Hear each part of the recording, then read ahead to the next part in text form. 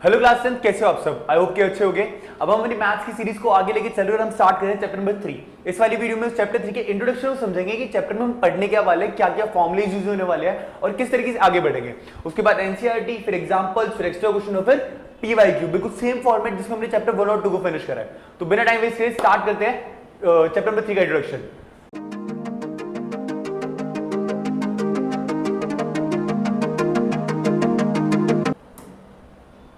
Chapter 3 के ना name से स्टार्ट करते हैं। चैप्टर का नेम है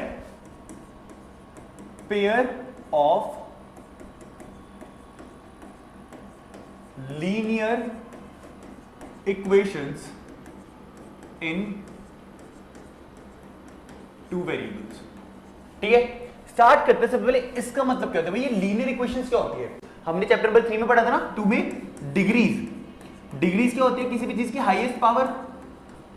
और डिग्री 3 टाइप की थी, एक थी लीनियर, अगली थी क्वाड्रेटिक और लास्ट थी क्यूबिक।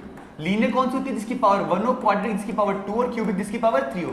तो लीनियर इक्वेशन का मतलब होता है ऐसी इक्वेशन जिनकी पावर क्या हो 1, जैसे कि 3x + 4y + 8 = 0।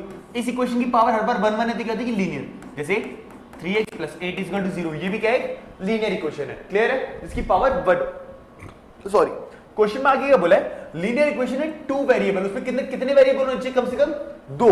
तो इस वाले क्वेश्चन में कितने वेरिएबल है, 2। तो ये क्या हो जाएगा, लीनियर इक्वेशन है 2 वेरिएबल। लेकिन ये होगी लीनियर इक्वेशन 1 वेरिएबल, क्योंकि यहां पे कितने वेरिएबल है, 1।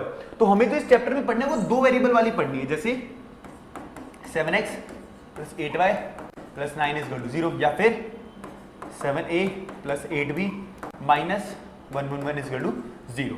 अब ये क्या है, इस इक्वेशन की पावर ही 1 है, मतलब ये लीनियर इक्वेशन है। इसके अंदर 2 वेरिएबल है, मतलब 2 वेरिएबल हो गए। और चैप्टर में बोला पेयर ऑफ, मतलब क्या होना चाहिए, 2 हमारे पास हमेशा इक्वेशंस होंगी, कम से कम 2 इक्वेशंस होंगी जिन्हें हमें सॉल्व करना पड़ेगा।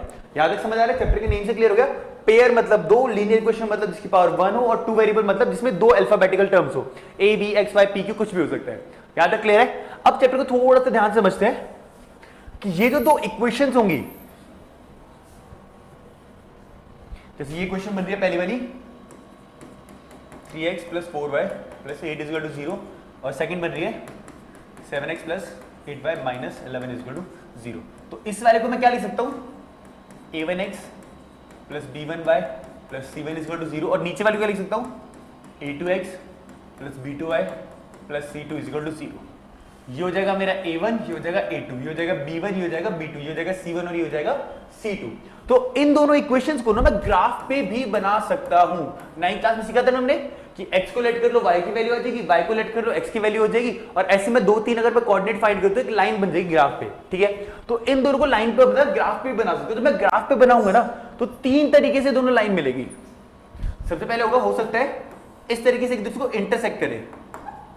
क्या करे, इंटरसेक्ट करे। और क्या हो सकता है किसी पॉइंट पे टच ना करे, हमेशा दोनों लाइन क्या हो जाए, पैरेलल हो जाए। यहां पर हो सकता है कि दोनों लाइन बिल्कुल एक दूसरे के ऊपर आ जाए, मतलब कोइंसिडेंट लाइन हो जाए। क्लियर है, ये 3 होगा, इसके अलावा तो और कोई तरीका नहीं है। इंटरसेक्टिंग कब होगी भाई, जब a1/a2 नॉट इक्वल होगा b1/b2 के। ठीक है, और पैरेलल कब होगी भाई, जब a1/a2 इक्वल हो जाएगा b1/b2 के, लेकिन नॉट इक्वल होगा c1/c2 के। और कोइंसिडेंट कब होगी, जब तीनों एक दूसरे के इक्वल हो जाएंगे, a1/a2 = b1/b2 = c1/c2। ध्यान से देखो, लाइन यहां पर कितनी बार मिली है, एक बार। तो इस वाले क्वेश्चन में ना एक सॉल्यूशन आएगा, हम बोलेंगे 1, या फिर यूनिक सॉल्यूशन आएगा इसका, यूनिक सॉल्यूशन। इसमें कहीं पर भी नहीं मिले तो इसका होगा नो सॉल्यूशन, क्योंकि इसमें कभी टच ही नहीं हो रहा, तो कोई सॉल्यूशन आएगा ही नहीं। और कोइंसिडेंट में ये हर एक पॉइंट पे टच हो रहा है, मतलब इसमें बहुत सारे आंसर आएंगे। तो मैं लिख दूंगा इनफाइनाइट सॉल्यूशन। पहले इतना लिख लो, फिर एक चीज और लिखवानी है। ठीक है, जिसके भी आंसर आते हैं उसे हम बोलते हैं कंसिस्टेंट। क्या बोलते हैं, कंसिस्टेंट। जैसे इसका आंसर नहीं आ रहा तो इसे बोलेंगे इनकंसिस्टेंट, और इसके भी बहुत सारे आंसर आए तो ये क्या हो जाएगा, कंसिस्टेंट। लिख लो।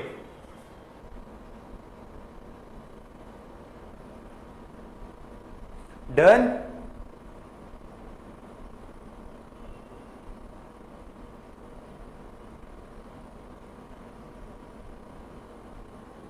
ठीक है, यहां तक हो गया। अच्छा, अब एक चीज जो हमें समझनी है, इसको हल्का सरफ कर देता हूं।